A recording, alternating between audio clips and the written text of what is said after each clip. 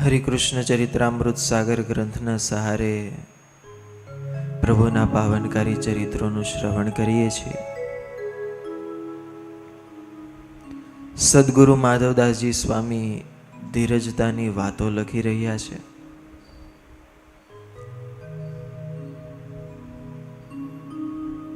આમ તો એવું કહેવાય, ધૈર્ય ધના હિ સાધવઃ, કે સજ્જનનું સાચું ધન કયું? તો કે એમની જે ધીરજ, એ જ એમનું સાચું ધન છે.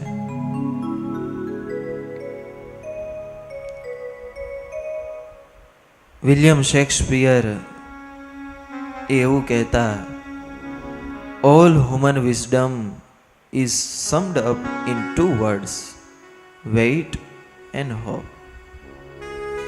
કે આખી માનવ જાતનું જ્ઞાન બસ 2 જ શબ્દોની અંદર છે, એક ધીરજ, વેઇટ, એન્ડ હોપ, બીજું વિશ્વાસ.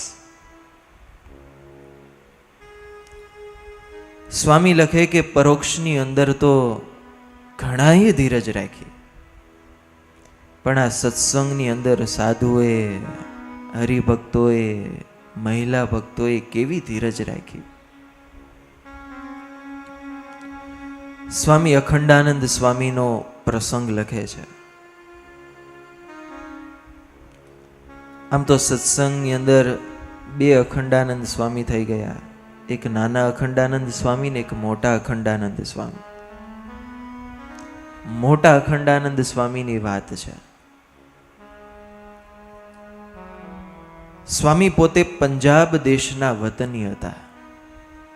સ્વામી એમનું થોડુંક લખ્યું છે. અને મનમાં એવો સંકલ્પ કે આ દેહ કરીને જો પ્રગટ ભગવાન ન મળે તો આ દેહનો અર્થ શું? ભગવાનને પામવાનો સતત એમના અંતરમાં આલો જ રહેતો.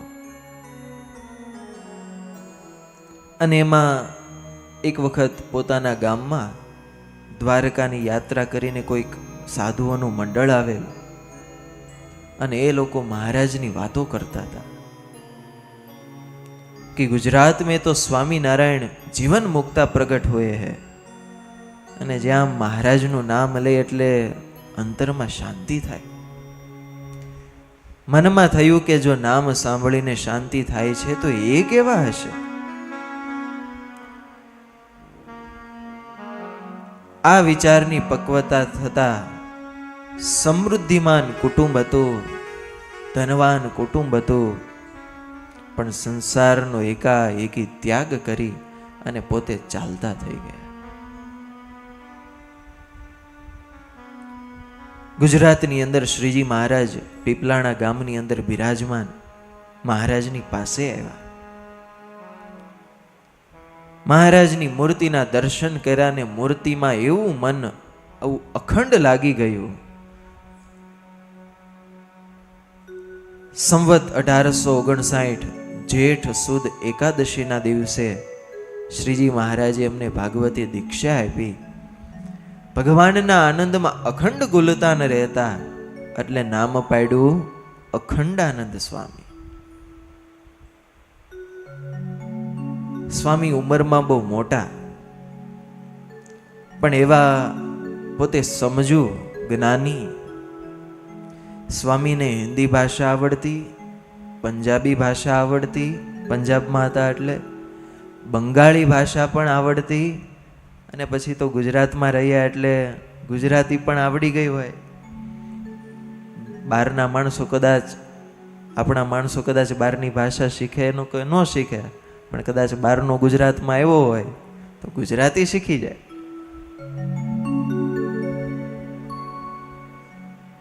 સ્વામી એમના જીવનનો એક પ્રસંગ નોંધે છે કે અખંડાનંદ સ્વામી તો આત્મા અને પરમાત્માના સુખમાં અખંડ રહેતા. સમજણથી સદા સુખિયા રહેનારા સાધુ સંતોના મંડળની સાથે વિચરણ કરતા હતા. એમાં એક વખત પોતે કંઈક પાછળ રહી ગયા, સંતોનું મંડળ આમ આગળ જતું રહ્યું.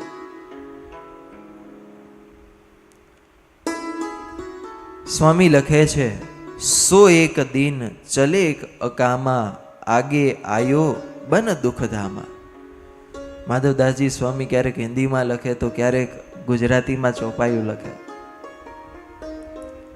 અને ચાલતા ચાલતા એવું એક ભયંકર વન આવ્યું. સ્વામીને ખબર નથી કે હું ક્યાં અત્યારે જાઉં છું. એ તો મહારાજની મૂર્તિમાં મસ્ત રહેનારા સાધુ. અન્ય ગ્રંથોની અંદર કદાચ વાઘ લખ્યું છે કે સ્વામીની સામે વાઘ આવ્યા, સ્વામી આમાં સિંહ લખ્યું છે. સ્વામી ચાલ્યા જાય છે અને એમાં 4 સિંહ સ્વામીની સામે આવ્યા. આપણી સામે આવ્યા હોય તો શું થાય? હે, પલ્લી જાય, બીજું કાંઈ ન થાય. પણ સ્વામીની ધીરજતાની વાતો છે. સ્વામીએ ધીરજ રાખી કે અત્યારે મારી સામે છે. સ્વામી મનમાં વિચાર કરી લીધો કે આ સિંહ ચોક્કસ મારા દેહનો નાશ કરશે. સામે 4 હોય તો પછી એમાંય પાછું જંગલ. સ્વામી આમાં સરસ મર્મ કર્યો છે. સ્વામી વિચારવા લાગ્યા કે આ સિંહ ચોક્કસ મારા દેહનો નાશ કરશે. હવે આ દેહનો કાળ આવ્યો છે. શું વિચારે છે? આ દેહનો કાળ આવ્યો છે. આપણે હોય તો શું વિચારીએ? હવે મારો કાળ આવ્યો છે, મારું મોત થશે. પણ સ્વામી શું વિચારે છે? આ દેહનો કાળ આવ્યો છે. પોતે બ્રહ્મરૂપ હતા, ધીરજ રાખી, કઈ વાંધો નહીં, સામે સિંહ છે ને. બિલકુલ એમને કઈ મરવાનો ભય નહોતો. આત્મનિષ્ઠા અને ભગવત નિષ્ઠાને પચાવીને હજમ કરનારા સંત એ પરમાત્માની ઈચ્છા શક્તિ, જ્ઞાન શક્તિ અને ક્રિયા શક્તિને એ જ જીવન જાણતા કે મહારાજની ઈચ્છાથી બધું થાય છે. અને પોતે એ આગળ ચાલતા થયા. સ્વામી મનમાં કેવા વિચારો કરે છે? સ્વામી વિચાર કરે છે કે ભગવાને જેટલું આયુષ્ય આપ્યું છે એટલું પર્યાપ્ત છે. હવે મારે જાજુ જીવીને શું કામ? આ ધીરજની વાતો છે. હો,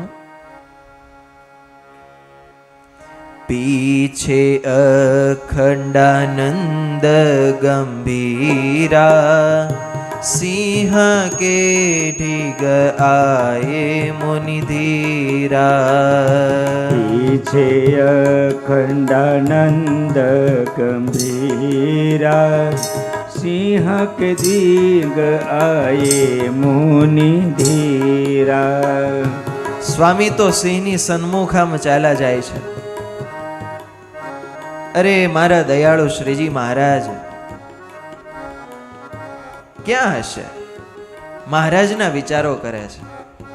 અને જેવા મહારાજને સંભાળ્યા એટલે મહારાજને સાધુ સાંભળ્યા. મહારાજને મનમાં થયું કે મને બધા દયાળુ કહે છે ને, જો અત્યારે હું સ્વામીની સાથે નહીં રહું તો કોણ રહેશે? તબ સિંહ સંત કો દેખ લાગે, તબ સિંહ સંત કો દેખ ન લાગે. સંત પરે જાય સિંહ કે આગે, સંત પરે જોઈ સિંહ કે આગે.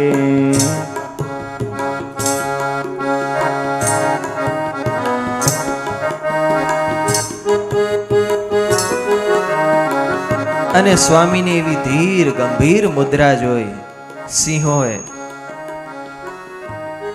જેવા સાધુ સિંહની પાસે આવ્યા એટલે સ્વામી બોલવા લાગ્યા, યહ દેહ તો તુમારા ખાજ હૈ. ભાઈઓ શું ઊભા છો? આવો મને ખાઓ. શું કહે છે? મને ખાઓ. સંત કો દેખે નિર્ભય જબહુ, સિંહે થાપન મારી હૈ તબહુ. સંત કો દેખે નિર્ભય જબહુ, સિંહે થાપન મારી હત બહુ. સ્વામી આવું કીધું. માધવદાસજી સ્વામી લખે કે સિંહોએ થાપ મારી નહીં, નહીતર તો સહેજે ભીખું પ્રાણી હોય ને આવું સામે શિકાર હોય. મહારાજ વચનામૃતમાં કહે ને કે પંડે ભગવાન જ પોતાના ભક્તની ધીરજ જોવાને અર્થે દુઃખને પ્રેરે છે, અને પછી જેમ કોઈ પુરુષ પડદામાં રહીને જુએ તેમ ભક્તની ધીરજને ભગવાન ભક્તના હૃદયમાં રહીને જોવે છે. સ્વામીની એવી નિર્ભયતા જોઈ, ધીરજતા જોઈ એટલે સિંહે થાપો માર્યો નહીં. આ તો ભાઈ ભગવાનના હાથમાં છે, થાપો મરાવો કે ન મરાવો. પછી શું કર્યું? इनकी रक्षा करने सुजाना, इनकी रक्षा करने की सुजाना, आप आहे हे श्री भगवाना, आप आए हे श्री भगवाना, आप आए हे श्री ભગવાના. સ્વામીની આંખો અને સિંહની આંખો એક થઈ. ચહુ પ્રદક્ષિણા કરી કે એહા પુની મહાબન મેં ગયે સિંહ તેહા. સ્વામીની 4 પ્રદક્ષિણાઓ કરી સ્વામીના ચરણમાં સિંહો આળોટા અને પછી મહાવનમાં જતા રહ્યા. આવી રીતે શ્રીજી મહારાજે સ્વામીની ધીરજતાની કસોટી કરી. જેમનામાં એવી ધીરજતા હોય, એવો ભગવાનનો વિશ્વાસ કે નિશ્ચય હોય, તો ભગવાન એની પરીક્ષા રક્ષા જરૂર કરે. આ પ્રસંગમાંથી સમજવા જેવો ઘણો બધો સાર છે. ધીરજની વાતો છે એટલે સૌથી પહેલા તો ધીરજ એ જ સમજવા જેવું છે કે સામે મોત હતું છતાંય અખંડાનંદ સ્વામીએ પોતાના જીવનમાં ધીરજ રાખી. બીજું કે સ્વામીએ જેવી આત્મનિષ્ઠા કેળવી એવી આપણે પણ આત્મનિષ્ઠા કેળવીએ. કેવી આત્મનિષ્ઠા? સામે મોત છે છતાં એમને ભય નથી. મરશે તો આ દેહ મરશે, આત્મા ક્યાં મરશે? અને બીજું, અખંડાનંદ સ્વામી સિંહની પાસે આવ્યા તો શું કહ્યું? ये देह तो तेरा खाज है, खा ले, ખાઈ લે મને. સ્વામીએ પોતાના દેહને પણ બીજાના ઉપયોગમાં કરી દીધો કે લે ભાઈ ખાઈ જા, તારા ઉપયોગમાં તો મારો દેહ આવશે ને. એમ આપણે પણ બીજાને ઉપયોગી થઈએ. સ્વામીના જીવનમાં આત્મનિષ્ઠા હતી, ભક્તિ નિષ્ઠા હતી, વૈરાગ્ય નિષ્ઠા હતી. સ્વામી ચાલતા ચાલતા આગળ આવ્યા એટલે સંતોના મંડળમાં ભેગા થઈ ગયા. સૌને પોતાના અનુભવની વાત કરી અને બીજા સંતોને પણ ખૂબ આનંદ થયો કે મહારાજે અખંડાનંદ સ્વામીની રક્ષા કરી. પછી બધા ભેગા મળીને ગઢડા આવ્યા. દાદાના દરબારમાં શ્રીજી મહારાજ સભા ભરીને બેઠેલા. સંતો મહારાજની એ મૂર્તિનું ગાન કરે. નેણા ભરીને બધા દર્શન કરતા હતા ને એ જ વખતે આ સંતોનું મંડળ એવું દંડવત કરવા લાગ્યા. અને શ્રીજી મહારાજનો એવો સ્વભાવ કે સાધુનું મંડળ આવે એટલે પોતે સામા જાય. શ્રીજી મહારાજ ઢોલિયા ઉપરથી આમ ઊભા થઈ ગયા, સંતોની સામે આવ્યા, બાથમાં લઈને શ્રીજી મહારાજ ભેટવા લાગ્યા. અને અખંડાનંદ સ્વામીને ભેટા એટલે કહે કે સ્વામી, એ અહીંયા તો તમે અમને પકડી લીધા, પણ વનમાં સિંહમાં રહીને અમે જ્યારે તમારા ચરણોમાં આળોટા, તમારી પ્રદક્ષિણા કરી ત્યારે તો કંઈ કીધું નહીં. અહીંયા તો અમને મૂકતા નથી. ભગવાનની બધી લીલા છે ને ન્યારી હોય, એમાં આપણા જેવા જીવને બહુ ખબર પડે નહીં. ભગવાનનું રહસ્ય, એમની લીલાનું રહસ્ય તો એમની જેના ઉપર કૃપા હોય એ જ સમજી શકે.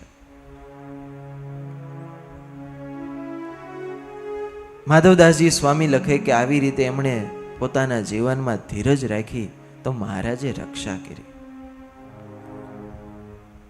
એક વખત કારિયાણી ગામે શ્રીજી મહારાજ બિરાજમાન હતા ને એમના દર્શન કરવા માટે જીવુબા, લાડુબા, રાજબાઈ વગેરે ગયેલા.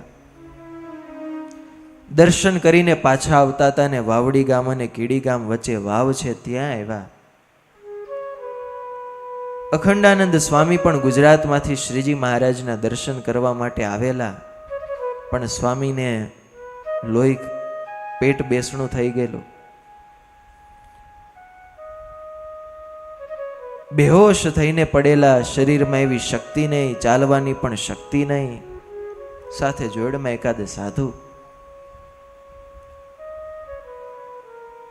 આ બહેનોનું વેલડું આમ જતું તું ને આમ ભગવા વસ્ત્ર જેવું દેખાણું એટલે ગાડાવાળાને પાર્ષદને કીધું કે જાવ તો શું છે, આપણા કોઈ સાધુ છે?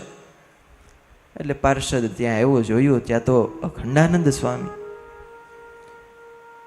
લાડુબાને વાત કરી કે અખંડાનંદ સ્વામી છે, શું થયું છે? તો કે એમને પેટ બેસણું થઈ ગયું છે. અરે સ્વામીને જલ્દી લેતા આવો, એ આ વેલડામાં બેસાડી દો, અમે તો ચાલતા આવીશું.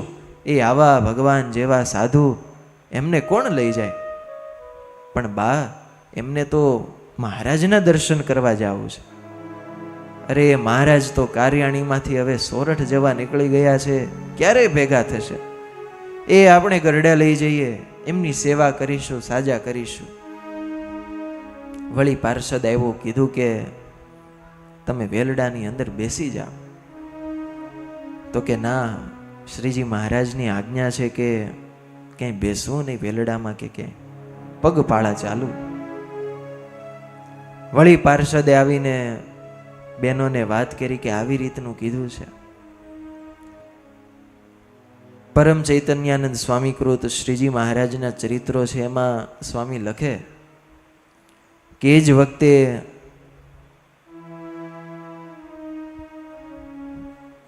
ત્રણેય મહિલાઓ સમાધિનિષ્ઠ હતા. એટલે જીવુબાએ શ્રીજી મહારાજનું ધ્યાન કર્યું, મૂર્તિને ખેંચી અને પરમહંસને સમાધિમાં મહારાજના દર્શન થયા અને મહારાજે વેલડામાં બેસવાની આજ્ઞા કરી કે તમે બેસો. અને પછી પાર્ષદોએ ને બીજા એક સાધુ જોડમાં હશે સાથે મળીને સ્વામીને વેલડામાં બેસાડ્યા. નવી રજાઈઓ હતી, જાણીએ છીએ કે એ પાથરી દીધી, સ્વામીને બેસાડ્યા. પણ હવે પેટ બેસણું, સહેજે રજાઈઓ બગડે. ગઢડાની અંદર આવ્યા, અભય રાજાને વાત કરી. લખ્યું છે કે 15 દિવસ સુધી અખંડાનંદ સ્વામીને પેટ બેસણું રહેલું. અભય રાજાએ પોતાના હાથે સ્વામીની સેવા કરી, સાજા કર્યા. અને જ્યારે એવી સેવા થાય ને, અને એ વખતે જે આશીર્વાદ, જે રાજીપો નીકળે ને, એ ક્યાંક આખો અલગ હોય. સ્વામી લખે કે સાધુને કેટલી ધીરજ કે શરીરમાં આવતા દુઃખ એમને સહન કરે, ગમે એવી પરિસ્થિતિ આવે તો એમને સહન કરે, ધીરજ રાખી અને પોતાનું જીવન જીવે. સ્વામી પોતે માન અપમાનથી પર હતા, બહુ ધીરજવાળા હતા, વિશાળ દિલના હતા. એકવાર કોઈ સંતે સ્વામીની માથે નિષ્કામી વર્તમાન લોપિયાનો ખોટો આરોપ નાખ્યો. અને સાધુ માટે તો આપઘાત કર્યા જેવું, નિષ્કામી વર્તમાનમાં કોઈ આવું ખોટું કરે એટલે. છતાંય સ્વામી જ્યારે જ્યારે સાધુ સામો મળે ને એટલે ખાલી એટલું કહે કે ઝૂઠ ક્યું બોલતે હો, એમ કહી અને સ્વામિનારાયણ સ્વામિનારાયણ એટલું આમ બોલે.